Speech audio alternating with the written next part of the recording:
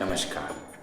বৃহৎ ও আদি মৎস্য পুরাণ, ত্রিসপ্ততিতম অধ্যায়, প্রয়াগ মাহাত্ম্য।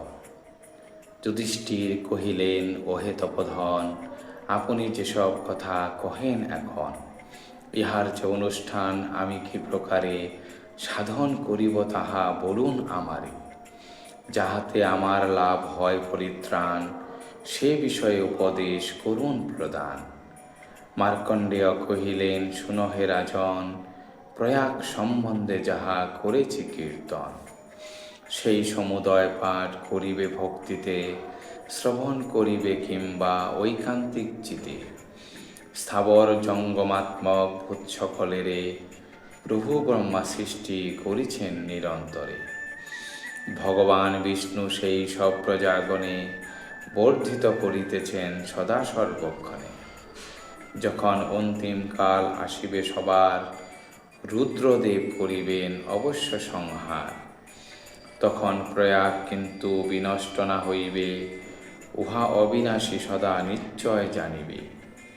সর্বভূত অধিপতি যিনি ভগবান, এ প্রয়াগ ধামেই করেন অবস্থান।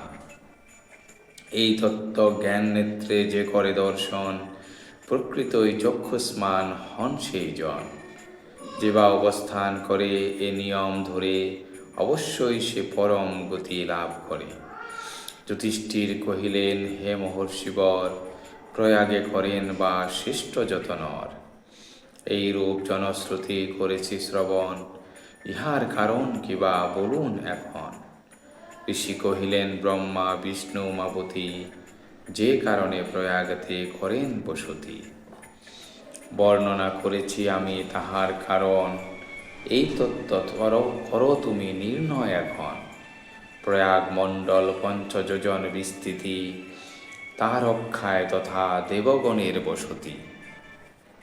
হে রাজন, প্রতিষ্ঠান পুরের উত্তরে, প্রচ্ছন্ন রূপেতে ব্রহ্মা অবস্থান করে। বেণী মাধবের রূপে স্বয়ং ভগবান, চিরকাল তথায় করেন অবস্থান। মাহেশ্বর বটবৃক্ষ রূপেতে তথায়, বিরাজ করেন সদা হর্ষিত হিয়ায়। সে কারণে অন্য অন্য দেব সিদ্ধগণ, গন্ধর্বাদি পাপ করিবারে নির্বারণ। সেই স্থানে অবস্থান করি নিরন্তর, সে প্রয়াগ মণ্ডলের রক্ষায় তৎপর। এই স্থানে হোম দ্বারা সর্বপাপ ক্ষয়, নরক যাতনা ভোগ করিতে না হয়। মহিতলে একমাত্র প্রয়াগ ধামেতে, সপ্তদ্বীপ সিন্ধু নানা পর্বত সহিতে। ব্রহ্মা বিষ্ণু আর মহেশ্বর আপ্রলয়, রক্ষা কর্মে অবস্থিত সকল সময়। ধরায় উত্তমোত্তম তীর্থ আর যত, সেই সমুদয় তীর্থ গ্রহণ করত। ব্রহ্মাদি দেবতাত্রয় প্রয়াগ নামেতে, এ বিখ্যাত ক্ষেত্র সৃষ্টি করেন জগতে।